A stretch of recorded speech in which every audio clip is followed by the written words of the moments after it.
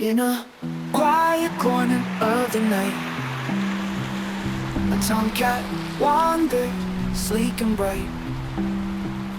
He found a kitty with eyes that gleamed. In the moonlight, their love made deep. Now, a melody so sweet. Pause and twine, their hearts beat. In the world of whiskers and purrs, it's just them, the stars and the moons and more.